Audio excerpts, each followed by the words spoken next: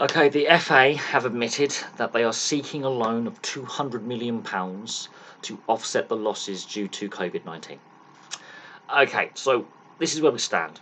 Multiple sports are facing financial difficulties due to the coronavirus pandemic. We know this. Fans are not allowed in attendance at football matches for the time being. For how long, we just don't know. We don't know if they'll be allowed in at the start of next season or later on in the season. But what we do know is that the FA have lost money because games have not been played during the lockdown period. With no fans in attendance at the FA Cup, that's lost revenue. For games not being played in a timely fashion, that's lost revenue with the TV companies, because the TV companies, especially Sky and BT, have thrown their toys out the pram and are demanding rebates for games not being played.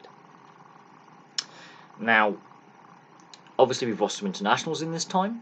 We've lost FA Cup matches that have now been played without fans, and we're not sure what the calendar is going to look like football-wise going forward post this season, if this season carries on as planned with no further suspension of play.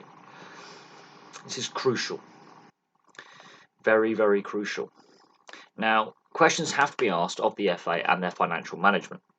The RFL, rugby league is a small sport, have received a loan, an emergency loan from the government of £16 million to tie them over until the Super League and the various other rugby leagues in the league structure can restart.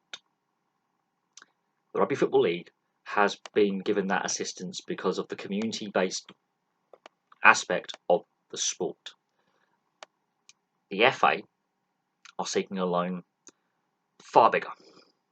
Now, I'm not sure the UK government will be willing to underwrite a loan of up to £200 million. However, they may give some of the money the FA needs to cover some of the losses. However, the FA may need to go to other creditors to extend credit or seek loans from non-government sources.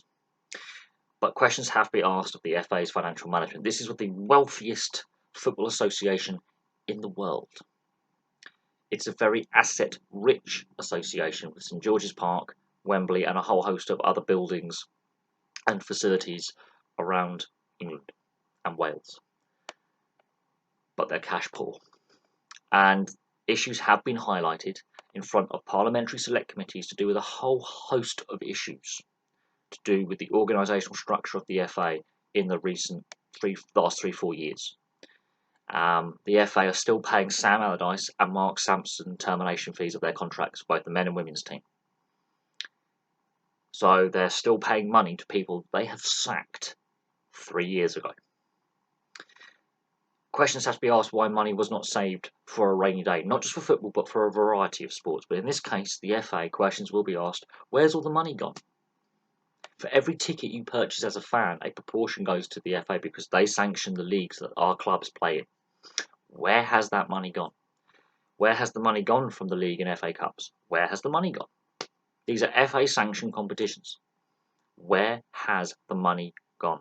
If they are seeking a loan of £200 million to survive this pandemic and cover their losses, you have to ask the question of the financial management of the FA and the structural integrity of the FA and, quite possibly, transparency of the FA.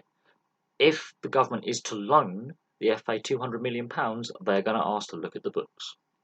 And I think the general public will probably ask the same thing.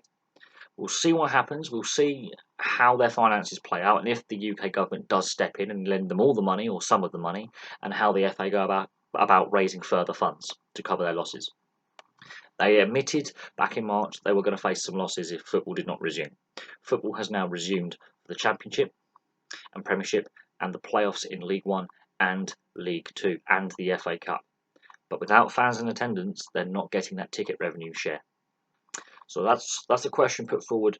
The FA needs to find another revenue source. But we'll see what happens. We'll see if they do receive a loan or loans, and we'll see if they have to fully open up their books for all of us to see, because there has to be questions about their financial policies of the FA and where that money's gone. Thank you very much for watching. Please place your thoughts below, and I'll have some more videos for you very, very soon.